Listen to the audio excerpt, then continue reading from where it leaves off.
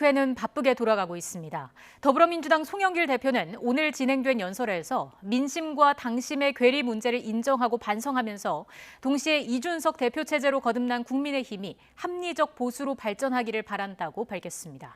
특히 국민의힘의 이준석 열풍과 청년층의 지지를 신경 쓴 듯 대통령에게 청년 문제를 총괄하는 청년 특임 장관을 신설하자고 제안했습니다. 취재기자 연결해서 자세히 알아보겠습니다. 김주영 기자. 네, 국회입니다.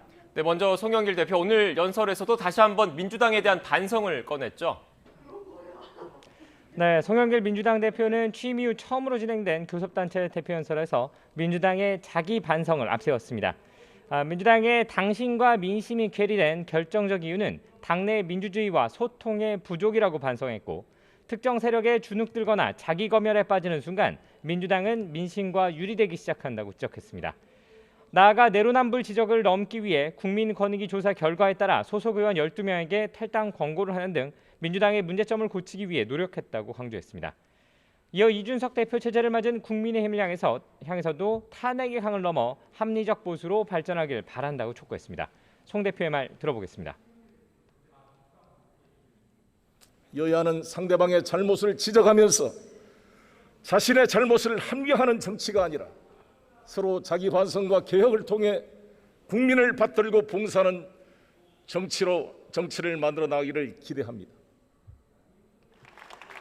특히 30대 이준석 열풍을 의식한 듯 청년 문제의 심각성을 언급하면서 대통령에게 청년 특임 장관을 신설하자고 제안했습니다.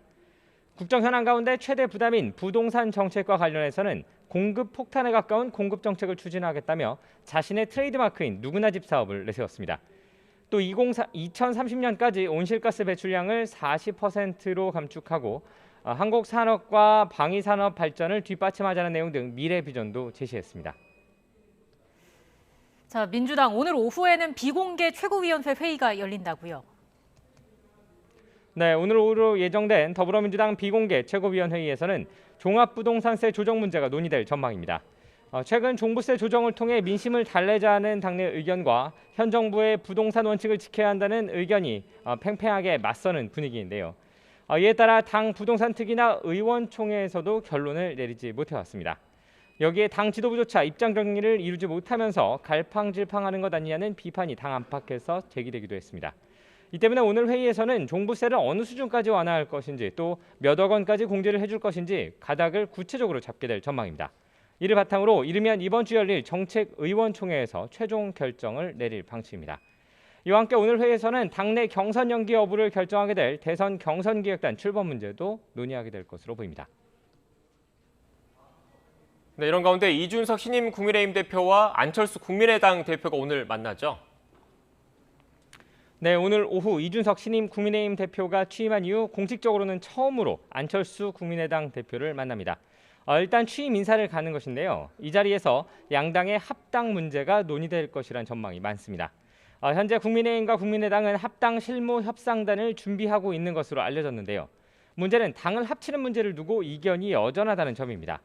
안철수 국민의당 대표는 어제 몇 가지 원칙을 담은 입장을 내면서 당대당 합당 방식을 강조하기도 했습니다. 하지만 이준석 국민의힘 대표는 처음 듣는 얘기라고 선을 그었고 국민의힘 관계자들은 조건부터 내세우냐며 불쾌감을 숨기지 않는 등 신경전이 펼쳐지고 있습니다. 여기에 야권 유력 대선 주자인 윤석열 전 검찰총장의 행보 등 커다란 변수들이 많아 국민의힘과 국민의당 합당 논의는 난항이 예상됩니다. 지금까지 국회에서 YTN 김주영입니다.